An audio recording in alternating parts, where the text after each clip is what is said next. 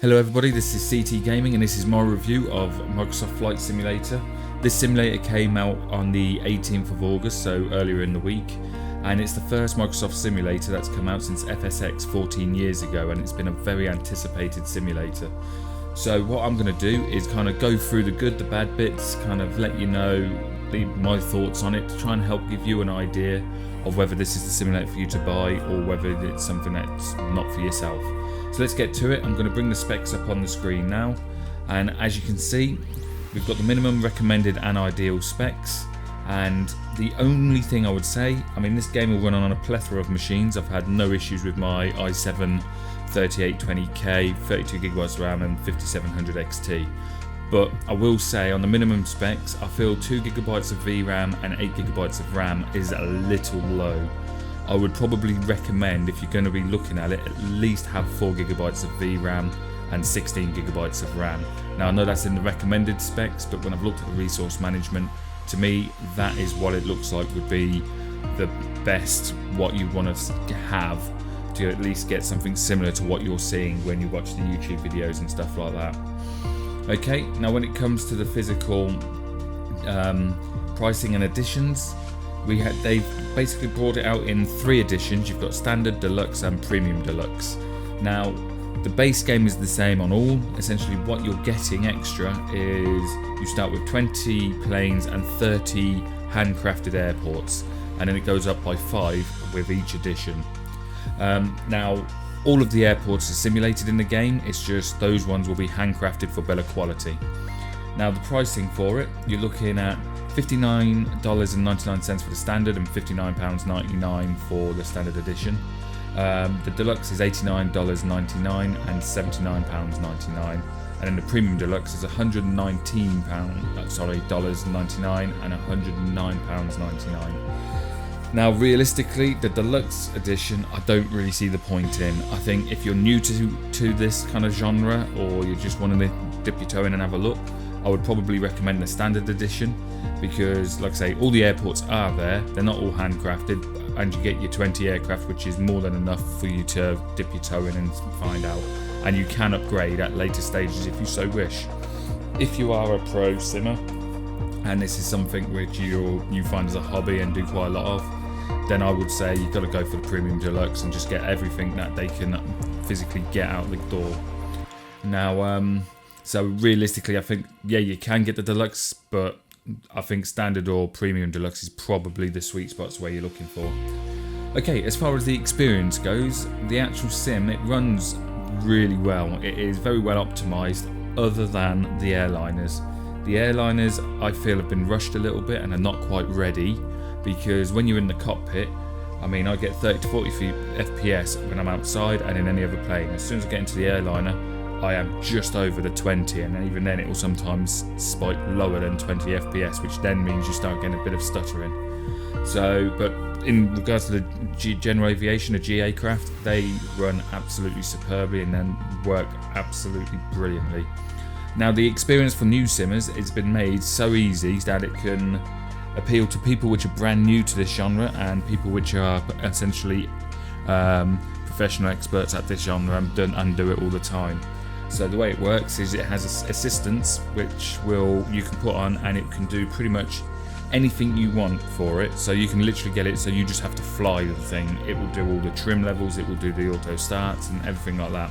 Or you can have what they class as true to real world scenario, where literally it gives you no help whatsoever and you have to flick all the switches yourself, and you can fly it, and you don't even get the taxi line chevrons to show you where to go when ATC gives you a direction to get to the runway and stuff like that. So you can really, they've done a really good job of making it so it can appeal to newcomers to flight simulators and also deal with people which have been using flight sims for years. In regards to one of the negatives I have on it is, if you have got an older controller or joystick, then it won't necessarily recognize it and give you a default profile. If you've got something current, it will probably recognize it, and then it will set it up as it thinks would be the most ideal kind of default setup.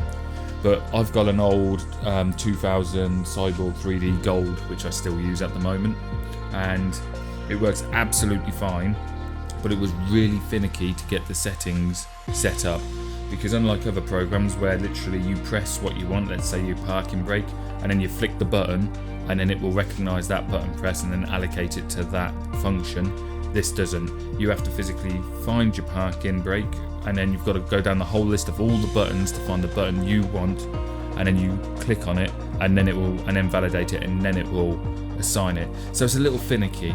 It's not a game changer, like like breaking the game, but it just, considering so many other games do it the other way and it works well, I don't know why they didn't do that.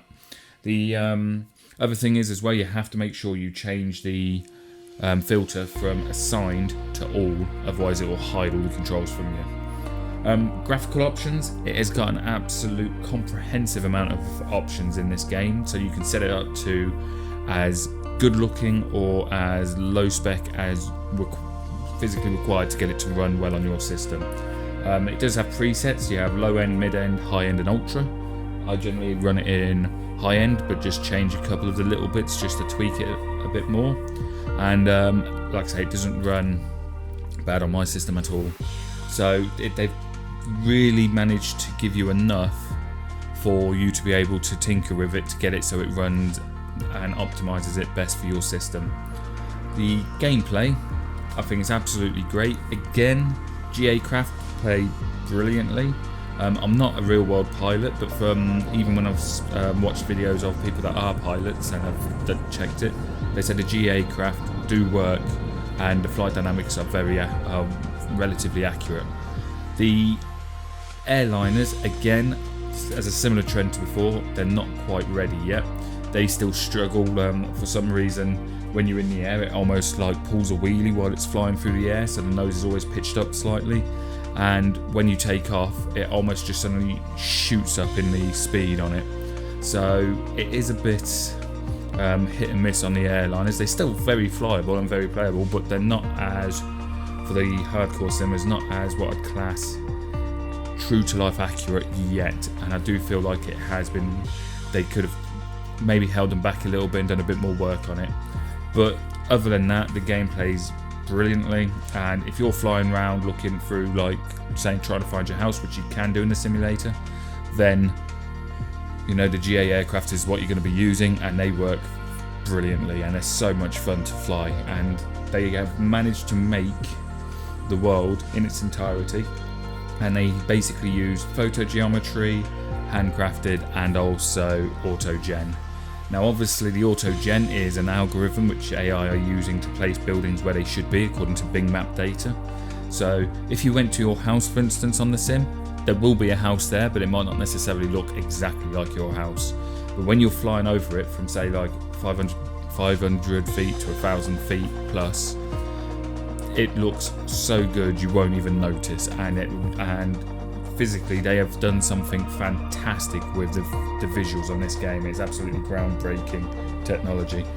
But I do feel like to play the game in ultra, especially if you're going to 1440p or 4K, it's kind of made more for the next gen of cards. So realistically, high end is what most people play it on reasonably well.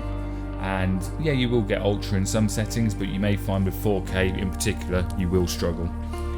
Now, moving forwards, this game is going to have a lot of content which is done by third-party developers, whether that be, say, Orbex, for example, have already brought out London Airport, a couple of other airports, and even recreated London City, mainly because although it is their London and it is done through auto-gen, there are a couple of buildings, say like the Gherkin and things like that, Canary Wharf, which aren't quite right because the game or the simulator is trying to pick up auto-gen and placing what it thinks should go there. But generally it still looks really good. VFR flying or just flying around, it looks fantastic.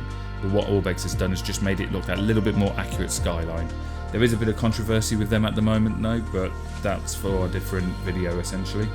But as far as the third parties, you're going to get more planes come in, you're going to get more airports come in, and Microsoft themselves will probably start adding more content to it now it's released as well.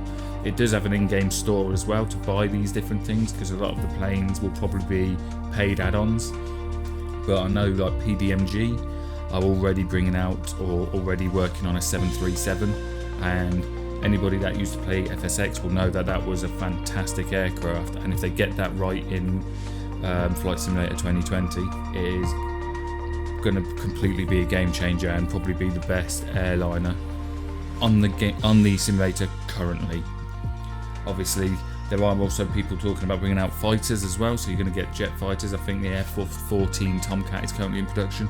So yeah, so what I'm trying to say is, moving forwards, there is going to be added content constantly coming out for it, and the game, as it goes